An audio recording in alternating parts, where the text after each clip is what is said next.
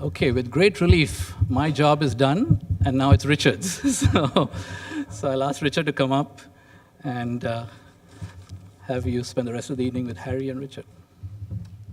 Let me start by thanking Richard, Gifford, Sanji, and all my friends and well-wishers for many years. I'm speechless. Okay. Well, I had just a couple things to say before we start on this interview here. Kind of an interesting format. So we're here to have a good time and to honor Dr. Harry Markowitz, a true giant of modern finance and economics. We all know his major awards and many of his other awards. All of us here know Harry for his many contributions to finance and economics. Many of us have been privileged to know him as a friend. It is fitting that here at the Journal of Investment Management, he is deservedly honored as our intellectual father. He was a pioneer laying down the foundations of modern finance and asset management. He has been an unerring guide throughout its long history. His many articles and books continue to inspire us, but Harry takes no prisoners. If he thinks you are wrong, he will tell you and demand your best to prove him wrong. However, he is truly a generous man and tells the story with great respect for the truth. In our time together, I hope to elicit some of the motivations and ideas behind the headlines of his work. Also, there is no one better to bring us back to the beginning of modern finance and to tell something of the verbal history of the field, including the tremendous set of ideas that reached its amazing climax in his 1959 book on portfolio diversification. Finally, I hope he will share his thoughts on his most recent work and its implications for the future. A model is a way to think about things. The Markowitz efficient frontier provides a wonderfully rich economic model to think about a very wide range of issues in asset management and modern finance. A real economic model theory. An especially interesting recurring theme that I hope to highlight in our time together is how his mathematics and finance has always been informed by actual investment practice. So let's start at the beginning, okay. Harry. And this is the beginning, Portfolio Selection 1952, the birth of a theoretical model for finance. The paper is based on an epiphany, an amazing thing. You rejected the expected returns rule then current in financial theory because it ignored the importance of diversification. The paper follows from your observations of how actual professional investors behave. Can you tell us about your epiphany and how the Markowitz frontier rationalized his behavior? So the epiphany happened sometime in an afternoon in the business library of the University of Chicago, while I was reading John Burr Williams' Theory of Investment Value. Now let's start from the beginning. Why was I in the business school? When I'm economics, I'm trying to get a PhD in economics, but here I am in the business school reading John Burr Williams' Theory of Investment Value. Now how did that happen? So I was at the stage where I had to choose a dissertation topic, and I went to my advisor, Jacob Marshak, Yasha Marshak, and he was busy, so I waited in his anteroom, and there was another man out there, so we started chatting, and I told him why I was there. He told me he was a broker, and he was waiting to, see Dr. Marshak. And he suggested that maybe I should do a dissertation, on the stock market. So when I got into Marshak's office, I said, the guy out there says I should do a dissertation on the stock market. What do you think? And he said, well, Alfred Coles, who endowed us, in this Coles Foundation, was hoping that people would do that. But Marshak didn't know the literature, so he sent me over to Marshall Ketchum, a professor at the business school, who gave me a reading list. I had read Graham, and by this time I had read Graham and Dodd. I'd read Wiesenberger's investment companies and their portfolios. Now I'm reading John Burr Williams' The Theory of Investment Value. And Williams says that the value of a stock should be the present value of its future dividends. And then I think to myself, well, dividends are uncertain. He must mean the expected value. And if you're only interested in the expected value of a security, you must be only interested in the expected value of a portfolio. And if you're only interested in the expected value of the portfolio, the way you maximize that by put all your money in one, all your eggs in one basket, all your money in one security. Now I know that's right. Everybody knows you're not supposed to put all your eggs in one basket. And I had read Wiesenberger's investment companies, their portfolios, and I'd see these many portfolios. So I thought of the returns on securities like random variables, and I thought of the return on the portfolio, of course, is a weighted sum of these random variables. I knew offhand what the expected value of a weighted sum was, but I didn't know offhand what the variance or the standard deviation of a weighted sum was. So I got a book off the library shelf, Uspensky, Introduction to Probability. And I can't remember the name of anybody who's been introduced to me today, but I still remember Uspensky, 1937, Introduction to Probability. Find the place where he discusses the variance of a weighted sum, fortunately of correlated random variables, and I see all these covariances. And that was my moment of epiphany. Obviously, the variance of the portfolio depends not only on the volatility, the variances of the individual securities that comprise it, but also to what extent they go up and down together.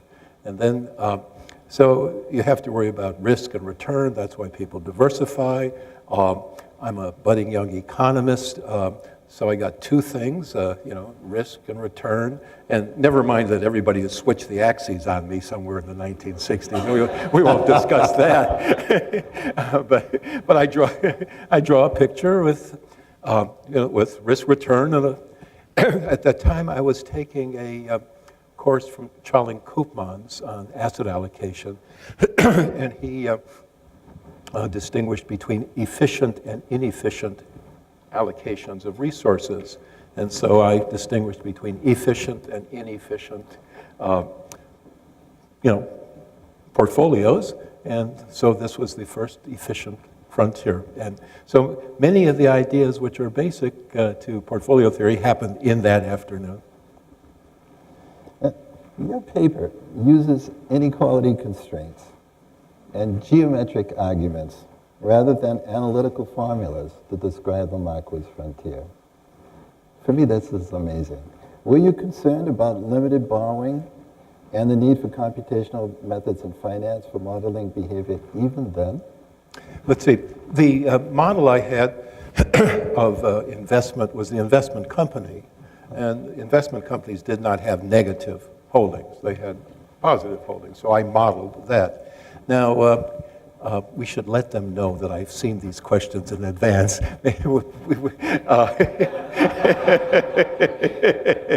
And in particular, I knew you were going, I couldn't remember whether I knew the critical line algorithm already by 1952. But I found a footnote, a rather large footnote, about how you move from one line to the other. The fact that they were straight lines, I must have had the formula, but the fact that because I drew them as straight lines in the 3-security and 4-security case, but the fact that you switch from one line to a critical line to another is spelled out in the formula. My best guess is I had solved it for the case where the only constraint was that some of the x's equal 1 and the x's were not negative, and then it was by 1956 that I had, after being exposed to George Danzig and learning a little bit about computation, that I got the general solution. But you could have used analytical methods to solve you have like Lagrange multipliers. You set up they are analytic. You set up a Lagrange multiplier. There's something called the Kuhn-Tucker theorem. Yeah. Now, if you don't have any inequality, then you set the partials equal to 0, throw in the original equation, solve the system of simultaneous equations. But if you have inequalities, and there are simultaneous equations. Something on the left-hand side is supposed to equal 0. But if you have inequalities, the things which are banged up against the boundaries, they won't typically be 0, they'll be positive. They'll be what we'll call the ETAs. Those are, for things which are in the portfolio. I start saying in the basis, but in the portfolio, they're set equal to 0. The ones which are out of the portfolio, they must be positive, and when they want to become 0 and negative, that determines when they get in. So I think I had that already but obviously setting the partials equal to 0, you have to do that along the line, along any one of these critical lines, and letting the E vary, or the Lagrangian E for E vary.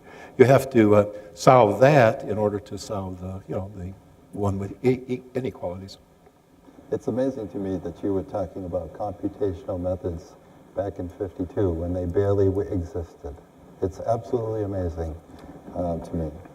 And 1952 was a great year as well for other things, Harry. You published The Utility of Wealth.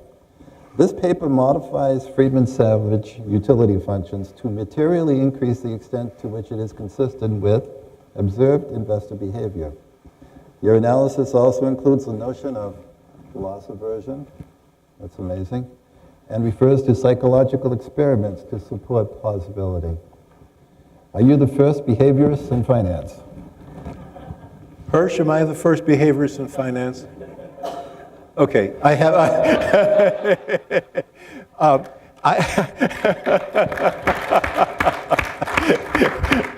I see. I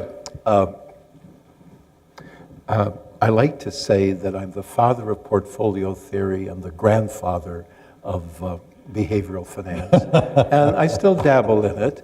Now, the important thing, most interesting thing in Markowitz 1952b, a utility of wealth, for me at this point, is the last footnote, which points out that if you are an expected utility maximizer and you can choose your own lottery, you could design your own lottery, as long as it's a fair lottery, you would never pick out a multi-prized lottery.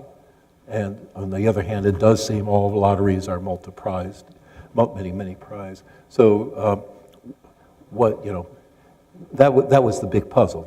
How do we explain that? And I have there's a handbook on financial engineering that Andrew and Bob Merton are editing, and they invited me to do a paper which I called Portfolio Theory as I See It Still.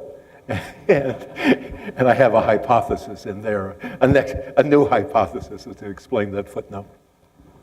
Well, in both of these papers, both 1952 papers, you use actual investor behavior as a guide for your mathematics and models. Does your work support or contradict the many behaviors who often claim that investor behavior is irrational?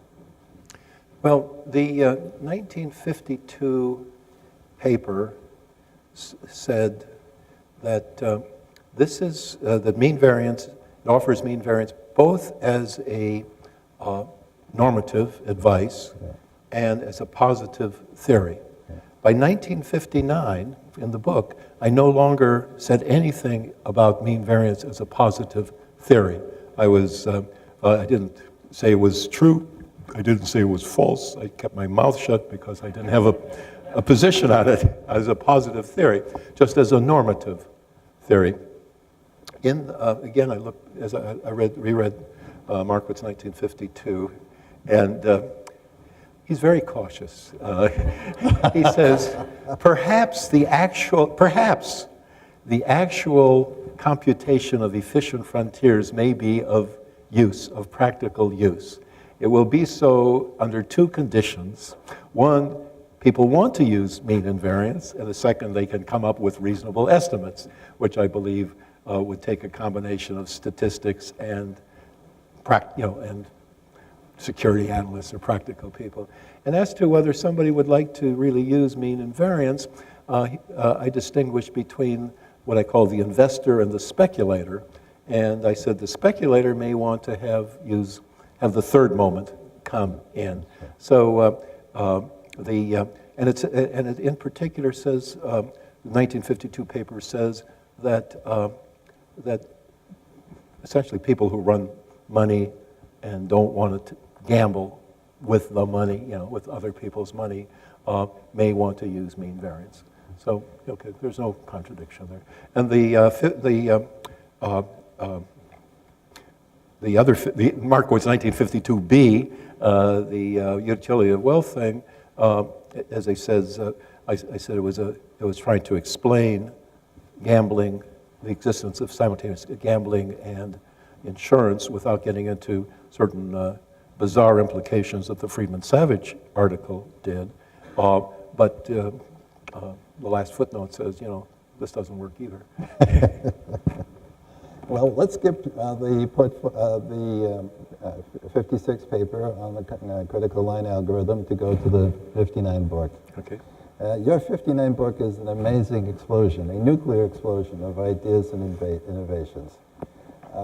I don't know what to choose from your book. I mean, is it the law of average covariance, foreshadowing CAPM, or its application in 2008, your computational methods, the critical line algorithm, which everybody uses today, even now, defining the max risk point on the efficient frontier for long-term investors. And what I got from your book, I remember by the time I got to the end, you're talking about rationalizing the Markowitz frontier for multi-period investors in terms of implied utility functions and so on. So you're thinking about so many things, and there's other things as well in your book. So what would you like to talk about? Well, let's see. Let's just give it the broad context. What is in Markowitz 1959? I should say that I look back and I saw there were certain things I said in 1952 that I still agree with. That's just fine. And delighted, I told my secretary, I'm just reading Markowitz 1952. This was a smart kid. I think he's going to go for it. A lot, my opinions about, mean and variance of what and why, that evolved from 52 to 59. And they're still here, They're still here. They're still I'm still a Bayesian, and so on. So you can think of the 1959 book as having three purposes. One is expository, explain to, whoever I can explain to, what's a mean, what's a variance, and so on and so forth. Then the second is, and to propose, mean variance efficiency. Okay, but that raises two huge questions. One, how do you compute these things? Yeah. And the actual algorithm in general, I wrote out in 56. 56 is an ugly paper. Sanjeev, whatever you do, don't read Markowitz 1956. The reason it's an ugly paper is because I distinguish the case where there's linear equality constraints and linear inequality constraints, and variables which must be non-negative, and variables which can be either non-negative or not negative. And I hadn't yet learned from Danzig, who I got, all my computing education. Given a certain amount of raw talent, you can just sort of bull your way through, solutions. But when you're near a pro like Danzig was, you just pick up not only what you not only learn his results, but you sort of learn his methods and so on. Anyway, so I hadn't really come to understand that the case, this complex case, which allows both variables which are supposed to be non-negative, and other variables which are free to roam, and equality, inequality, could all be reduced to the case where you have equality constraints and non-negativity. So I'm not, I am no way in 59 assuming there's no shorting. You can have negativity. Oh, I'm sorry. Between 56 and 59, I realized that you could reduce this complex case to the standardized case. For example, slack variables is the standard way that linear programming converts inequalities into equalities, and positive versus negative, the sum of positive and negative part is the way you convert non-negative variables into ones which can be positive or negative.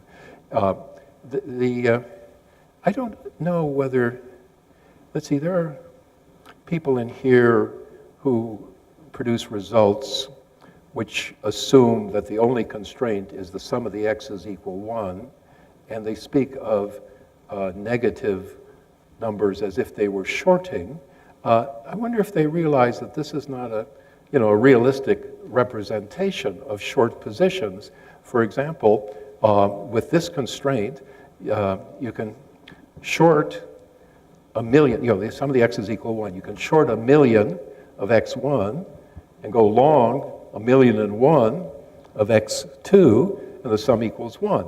But that's not the way Reg T works. It says the sum of the longs and shorts must be less than or equal to 2 or something like that.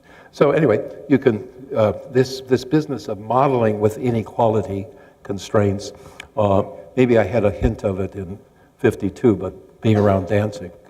Okay, so one big context, 1952 book. Between 1956 and 1959, I realized that the generality could come more elegantly. And secondly, I realized I was able to prove that the algorithm works even if the matrix, your covariance matrix is singular. So these were the steps. But I'm trying to keep it simple, so I don't tell anybody about this until in chapter 8, I explain a little matrix notation. I once asked Bill Sharp, is this true? I once asked Bill Sharp, where did you learn your matrix algebra? He said from chapter 8. Oh, thank you. When we get to chapter, I teach this stuff. I still use my book, my text, plus readings, like Sharp 63, Sharp 64, other readings. When I get to chapter 8, we just cover it. We don't do the whole algorithm. I just want them to learn a little matrix algebra. And I always say, if Bill Sharp can learn matrix algebra from my text, you can learn Bill.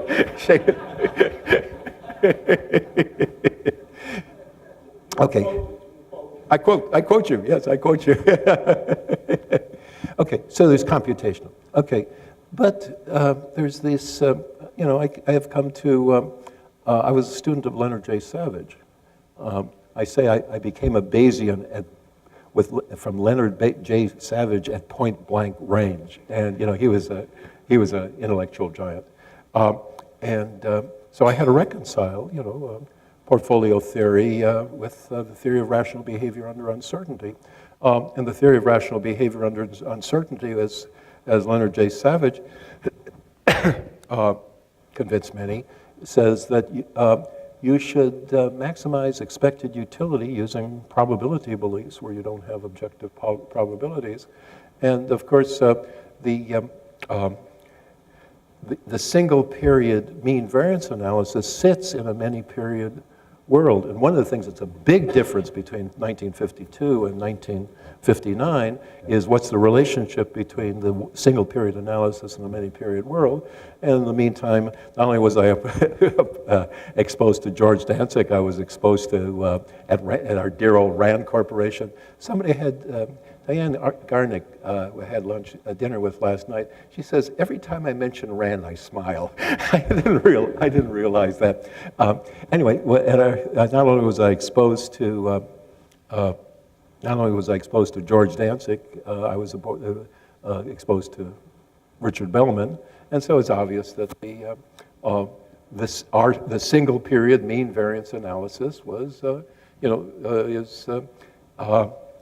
well, first place I had talked about mean variance approximations to expected utility. Yeah. And the utility I was approximating, obviously, was the derived utility function.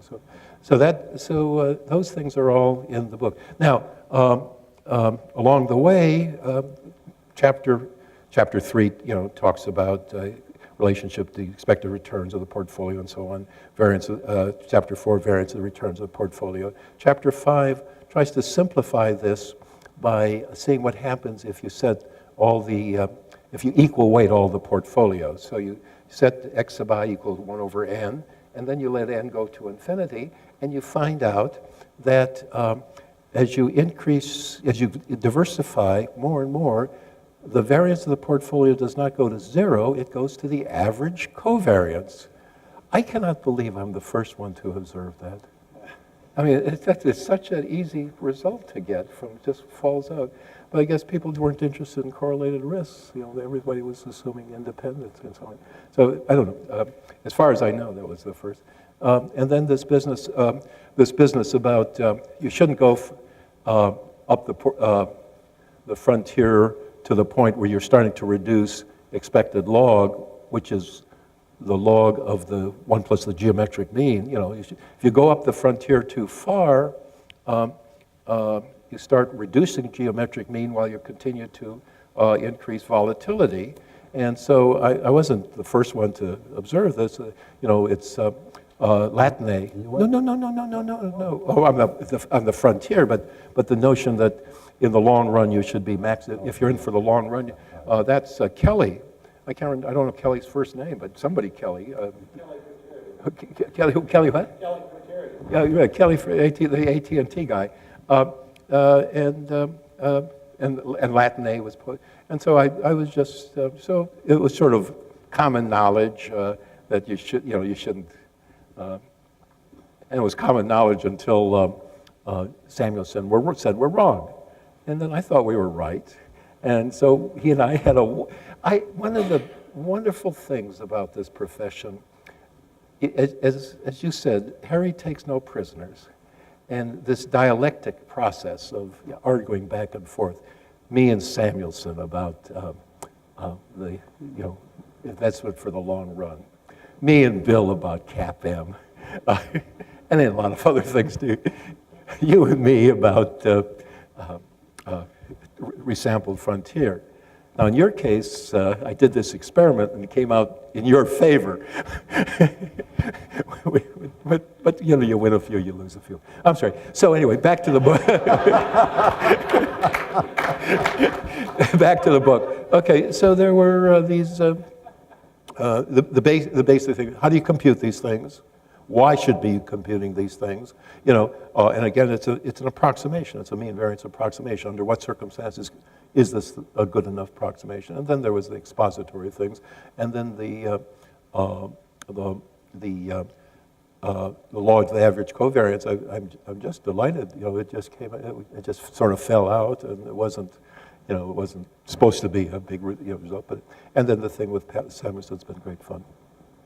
So the law of the average covariance was in some ways very much foreshadowing the market line and some of the CAP-M type of work. Okay, the approximations to implied utility was a way of thinking about the mean variance efficient frontier as a single period model, but it has real implications for multi-period investing. Okay.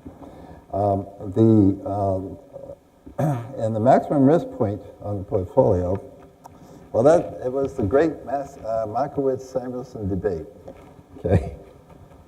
You showed that long-term investors should not choose mean variance efficient portfolios higher than a point approximately equal to the maximum expected log. And this result sparked a great debate between you and Paul. Harry had, Latine, Bryman, Kelly, Hawkinson on his side, right? And Paul had Bob Merton on his side, okay? And I actually wrote a paper, and I needed to write a paper because I was doing some work on investment policy and long-term investing and so on, and I needed to write a paper on a geometric mean, and I found myself between these two titans, okay? Samuelson's view is that many plays of an investment game should not matter in deciding your utility function, okay? As far as I can tell, the two of you were talking about two different things, okay? You were talking about the long-term growth rate if you are a mean variance investor, right? And Samuelson is talking about repeated investing should not matter in your choice of utility. Now, I don't know if I think I will do this, okay? And Samuelson wrote a paper called Why We Should Not Make Mean Log of Wealth Big, Though Years to Act Are Long. And if you haven't read this, you have to read this, okay? It's all in single syllables because he wanted to be sure you understood what he said. Did you understand what he said? He said these are all words of one syllable. This paper is written with all words of one syllable except the last word, which is syllable, when he reveals to you that. And so what he does is he says he agrees with Harry about if you have many players of the game, you're going to, on average, be able to beat somebody else in terms of the growth rate of the portfolio. But what we do doubt is that it should make us change our views on gains and losses, should taint our risks. When you lose, he says, you sure can lose with N large. You can lose real big. So, my response to that was in his in the memorial document, and again, he didn't convince me. He went to his grave thinking he was right, and I'll go to my grave thinking I'm right on this. But my response said it's very difficult to debate an opponent who combines the attributes of Albert Einstein and Dr. Seuss. Anyway, so I think it's a semantic. There is this argument that there's a different thing that has to do with Steve Ross, which you may raise, but from my point of view, it was it sort of went like this. There's two different theorems. Nobody disputes the theorems, but it's whether you can use the theorem, the respective theorem, to justify the statement, this is investment for the long run. Theorem 1, which in the strong form was done to Leo Breiman, I think you cited him, goes like this.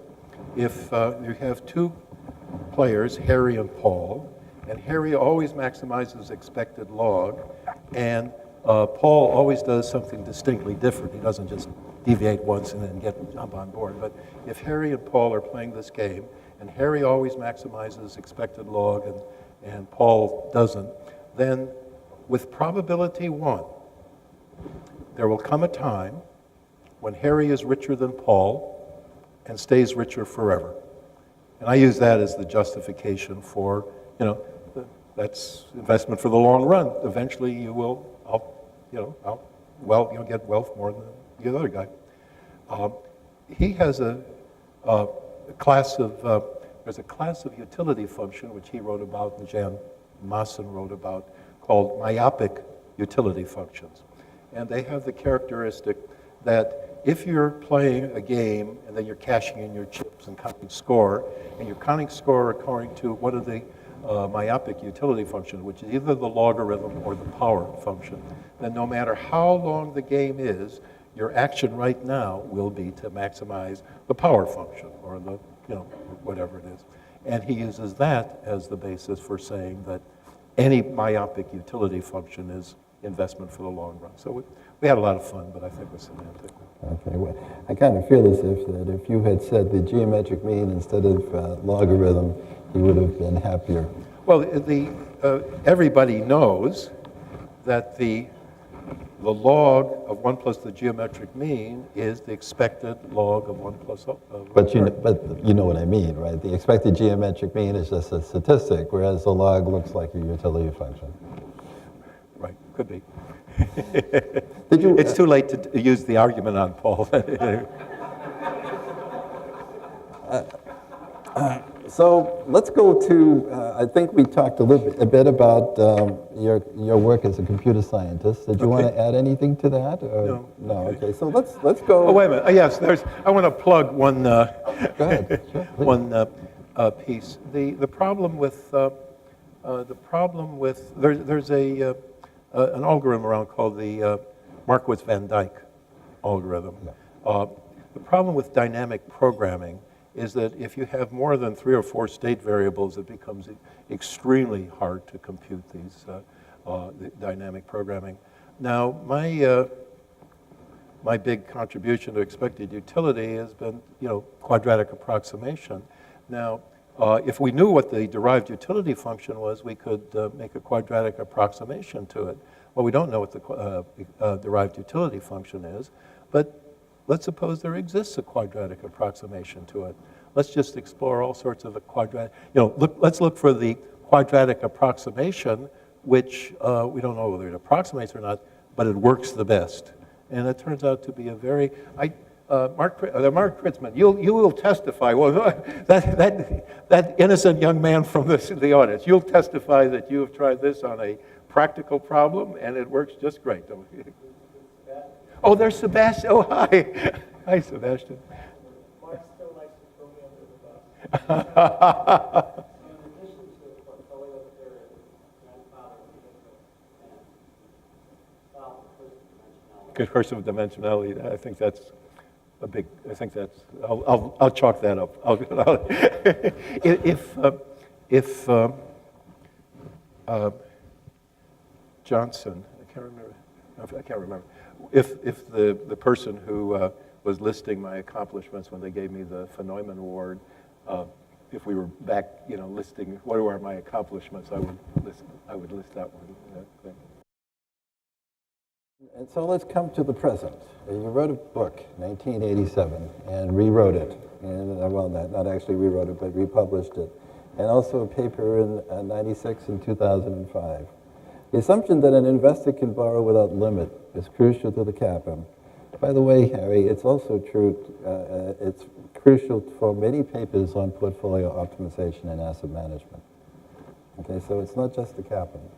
You showed that the implications of removing this unrealistic assumption on the CAPM are dramatic. These include that the market portfolio is not likely to be mean variance efficient. No linear relationship between beta and return. No mutual fund separation theorem. No representative investor. Yeah. So what is left of the CAPM? You've done some damage to the CAPM here, our favorite theory of all time, I would think here. So you've done some serious damage. What else is it useful besides teaching MBAs? Well, the genius of the CAPM was that it had neat verifiable assumptions. And if you go back to Bill Sharp's paper, which I've done, once or twice, Bill, you actually say, well, I understand there's an assumption or two here that's not fully realistic, but let's not judge it by the assumptions. Let's look at the implications. You remember quoting Bill Lafrey? Go back and look at your field. You'll see you're a very bright, you also were a very bright young man at 64. Okay, so if you assume that everybody seeks mean variance efficiency, everybody has the same beliefs, everybody either can borrow all they want at the risk-free rate, or they can short and use the proceeds. The sum of the x is equal 1 is the only, which is as silly a constraint set as any. Then you find that there is a linear relationship. You find there's a linear relationship between expected, between expected returns and the set of efficient portfolios is a straight line. Yeah. The two-fund separation theorem, Euclid would say, that just shows you that it's still true that at end space, 2 points determine a line. That's why there's a two-fund separation theorem. Okay, so given these assumptions, there are verifiable implications. It's a neat theory, okay? But go out and you find that reality doesn't quite, that there isn't maybe there isn't a relation. So there seems to be some debate among empirical folks whether there is a linear relationship or there isn't a linear relationship. But one should not be surprised if there's not a linear relationship. One doesn't have to ascribe it to increasingly complex causes. It's just because you can't borrow all you want. So we ought to think through the implications of, of other assumptions. If you have, unfortunately, when you have inequalities, you've got things get complicated, and you can get examples. You can build examples where the market portfolio is almost maximum variance for its expected return and so on. So we want to we want to do the exercise of under the simple assumptions, you get these neat results, but if you vary them, then you get these more complex results. Well, these results are some of the most important results I've seen. I remember, Robert, when he heard you speak about this, he couldn't stop talking about it, okay? And he had to tell everybody who wanted to listen about your proof here with constrained borrowing. And keep in mind, these are revolutionary results. They really are. Harry, again, is pushing forward the profession in a dramatic way. I wanted to bring up a topic. I used to teach a long time ago, and some of the early books that I used to teach with talked about something called the interior decorator fallacy of portfolio management. I don't know if anybody remembers hearing anything like that, but the interior decorator fallacy was, these poor investment managers who don't know really very much modern finance, they would, recommend low utility stocks for orphans and widows, certain other kinds of stocks for people near retirement, and other kinds of stocks for the gunners, the businessmen who don't need the money, and so on, okay? That's the interior decorator fallacy, okay? Well, today, Harry's implications of this wonderful new research of his leads us back to this world. So, Harry, how am I going to recommend to my friends and so on, what advice should I give them how to invest today? I can't think in terms of the market anymore, can I? Well, I think if your friends don't have an investment advisor, then my recommendation would be diversify. Get a well-diversified stock portfolio, get a well-diversified bond portfolio, or if that gets too complicated for the waitress way, just put it in savings accounts. But get a well-diversified stock and bonds. Just get the right mixture of stocks and bonds. Just try to get some. 2008 was not an outlier year. It wasn't the worst year ever. It was tied for the second worst. It was almost 2.5 standard deviations. 2 or more standard deviations should happen, 2.5% of the time when you're in 40. So they've got to get a feeling for what volatility is, and they've got to choose a mixture of stocks and bonds which they will be comfortable with. If there's another 2.5 standard deviation move, they're not going to do the usual mistake of the small investor. You buy when the market has gone up and you think it's going to go up, and you sell when the market has gone down and you think it's going to go down, and so you chicken out on March 2009. You finally said, "To hell with it, I'm getting out of equity." Right. So you want a portfolio that you'll stick with. On the other hand, I think if you have an advisor and they tell you about there's an efficient frontier, I think what's happened with this Gary Brinson talking all this into top-down is that a lot of people who are not Warren Buffetts, and that includes me, yeah, both of us, right, are able to give reasonable advice. Certainly a lot better than watching Jack Kramer on television or something like that. And as you see these frontiers, if you look at them, you see that as you come down the frontier, if you're way high, not only are you maybe all equities, but you're overweighting small cap and emerging market as you come down. It's all sort of, it just is plausible. It just is plausible. If you have a financial advisor, I think they can help you. If they don't, just make a good pick between stocks and bonds. Well, I can't help but asking you one final question here, Okay. Harry, about the work that you did with Nilüfer Usman. You showed in this... I did 2 things with Nilüfer Usman. Oh, yes. I wonder which one you're interested in. Which showed that the resample frontier that Bob and I invented outperforms mean variance optimization in simulation tests, even in the presence of a diffuse prior. So, Harry, I have heard you say you don't know why it works better. How do you feel about these results now? Well, I'm going to tell you quickly the two things that I did with Nilofer. One had to do with Nilofer and I did a Bayesian analysis of the probability distribution of stock market returns, and we came to the conclusion that that daily moves in the S&P 500 were, with the log, the log of ratio, was distributed like a student distribution with 4.5 degrees of freedom, which has fat tails. But you add up, 250 trading days, one of those things, and they get less fat tails. So that, okay. But you're right. You and I, I'm a Bayesian, so I said, I think diffuse, a Bayesian approach with diffuse priors will beat resampling. It didn't.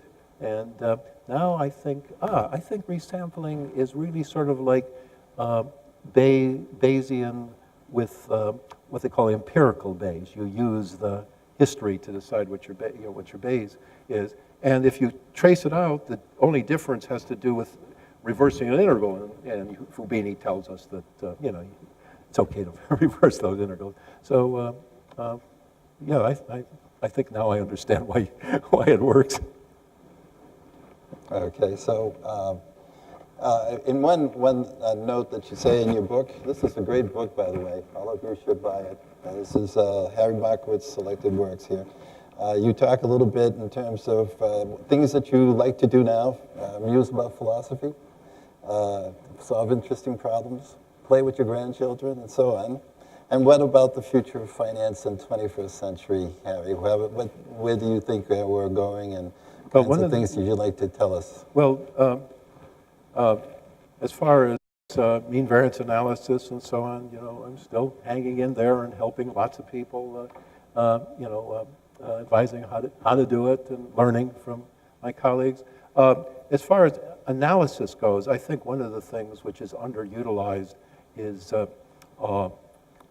simulation, discrete event, asynchronous discrete event simulation. So far, I've been beating that drum and almost nobody has been following. I think this is a natural for the folks in behavioral finance because it gives you the opportunity to build models of individual behavior, either mean variance or whatever you want, and then let the simulation show you whether the macroeconomic implications of these micro actors, give you an economy that looks like, a market that looks like the real economy. I don't, there's this long-standing dispute in many fields about the analytic versus the simulation. And sure, analysis gives you theorems that are general and beautiful and so on, but it's very delicate in terms of what the assumptions you can make. And if you really want to solve the problem and see what the answer is, you ought to use and keep a simulation in your toolkit. At the end of your paper in FAJ 2005, this landmark paper, you implore the world of finance to move on, to get on with it. Okay? At the end of the book that Bob and I wrote, we complain about the large chasm that often exists between academia and practice. How do we get good new ideas into the mainstream of academic finance and professional education? Well, you have meetings what do we have to do to shake things up, to get relevant financial education?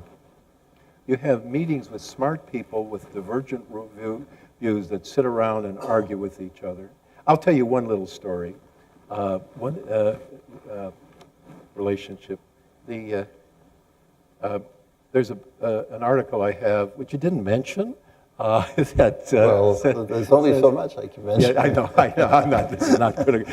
We could spend 2 hours. No. We've already taken too much of their time. But there's an article that I like to push. It's in the book called "Cap M Investors Do Not Get Paid for Bearing Risk." Yes. And my wife Barbara, who's has got statistics from her psychology education and so on, read the paper and said, "You can't give this paper to Rob Arnott's seminar without showing it to Bill Sharp." So I sent it off to Bill Sharp, and Bill called back a week later or so and said, "Tell Barbara it's okay, we're still friends." And I'm working on something else now. Anyway, but I think this, the dialectic, like, I have scheduled a dinner with Andrew Lowe to hammer on him about Bayesianism and why Leonard J. Savage and Bayes wasn't in his magnificent article. And who knows what's going to come out of that. That's how the new ideas come. So we have maybe a few minutes for people to ask questions. And so for those of you who'd like to do that, why don't we open it up to the audience here? I believe you were in, you and Tobin both were at the same time overlapped in Yale. Tobin was, I was, when I was at the University of Chicago, I was with the Coles Commission. In 1955 or 56, the Coles Commission moved from Chicago to Yale. I was at the Rand Corporation. I moved from Chicago to Yale, and Tobin became the head. I was at the Rand Corporation. I got a call from Jim Tobin asking me to spend an academic year there, essentially transforming my my dissertation into what became the 1959 book. Yeah. The question is based on that, because I've been interested in how ideas diffuse, and I'm a great fan of the capital asset pricing model, in spite of your criticism, because in fact I've been trying to write papers saying what a great model it is. It's only because people don't know how to look at data. That's why they find evidence against it. So if you look at it right, it's actually a great model. You and I and Bill ought to get together sometime. Yes, Like I coffee have break. actually more recent papers on that. Yeah.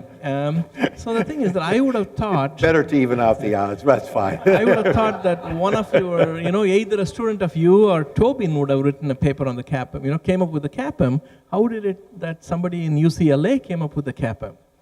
Just curious. I once said have you read the Tobin paper? Yes. Because Okay. he came up with the fund separation, Yeah, but he missed the major insight of the CAPM. Well, no. I distinguish between the Tobin separation theorem and the Sharpe Tobin separation theorem. Tobin did not assume that you could borrow at all. In other words, the sum of the x's equal 1, but one of those x's was cash. And so and the x's are non-negative. So the solution to that is the portfolio with the maximum expected return, of course, is undiversified. And as you come down the frontier, you're picking up securities, and sometimes you drop out securities, but you get more and more securities. And then his theorem was, as soon as cash comes in, that's the last, there's no more dropping in and dropping out. So I once said in front of Tobin that he had the first CAPM. And he said, no, I do not. And he commented afterwards, no, I do not have the first CAPM.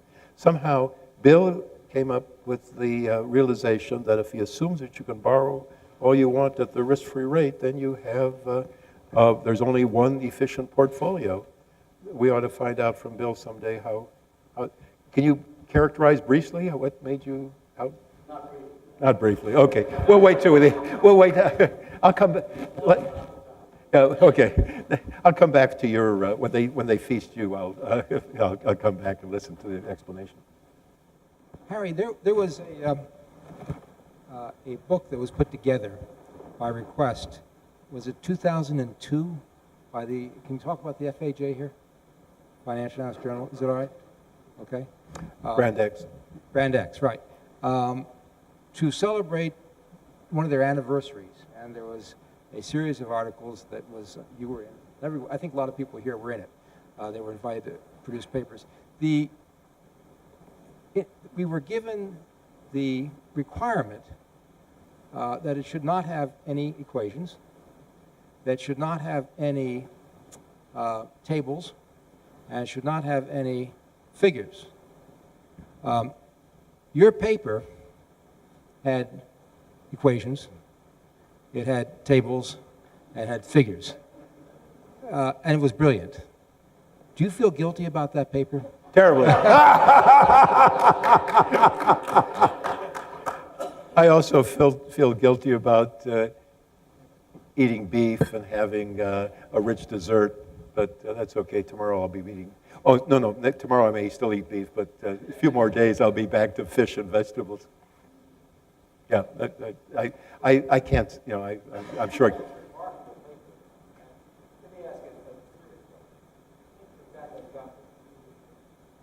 I'm sorry, I don't know. I beg your pardon, but I can't remember which paper it was.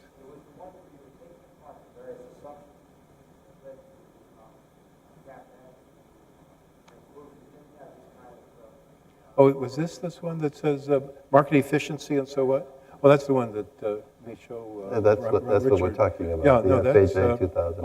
I think it's, as I said before, it is important to think through the consequences of to know what simplifying assumptions will give you, neat results. But it's also important to see the consequences of varying some of these assumptions. One of the things that mathematicians do is they change a little assumption and see all sorts of different, conclusions come. And we have a lot of smart mathematicians, and they ought to be doing that for our field as well. I couldn't have produced that one. I think that had there was more pictures and less equations than is true on the average for me. So on a relative basis, I don't feel too guilty. And I think that one of the things that's really remarkable is that if you allow inequality constraints, you can't solve it analytically. You need computational methods. And Harry just went directly to geometrical arguments to make his, both in 52 as well as FHA 2005. And so there's a real consistency across this entire length of time where he was thinking about the problem pretty much all in the same way. And if you buy the argument that you can't have infinite borrowing, many of the analytical methods, not only as far as Kaplan is concerned, but in many of the tools that many of the people here are using and thinking about, probably are invalid as well. Okay? And one final thing, this is not a debate. We're here to honor Harry, but Harry, we do have a disagreement as far as why it works. Why is it? But this is not the time to do it. As we said, this is a wonderful society we have where we can have intellectual disagreements. We can schedule a dinner where we know that we're going to be at point blank range arguing about all sorts of things. You and I have many common interests, like what did Gödel really mean, and things like that, yes. And have wonderful debates, and have. We haven't even talked about it. No, that's something else. We're not going to do that. But with Paul and I, Bill and I, there are areas where we agree. Yeah. Sometimes I'll ask Bill something like this business about the regression towards the mean. What is that? Of the beta. And Bill will say something. Well, just assume it'll go halfway back from the observed to 1, which is the average. And you may not remember this conversation, but I asked you, what is this? Larry Fisher was doing it. Of course, Marshall Bloom was doing it. And you sort of said, like on many occasions, well, this is the way to look at it. And then I thought, yeah, that's the way to do it. So there's many areas where Bill and I agreed.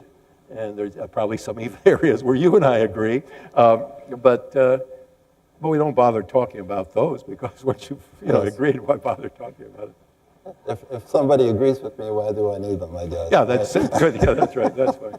That's fine. I guess we're out of time. So everybody, thank you very much. My pleasure. Thank you, everybody. Thank you. Sorry. Thank you. Thank you. Thanks a lot. Thank you.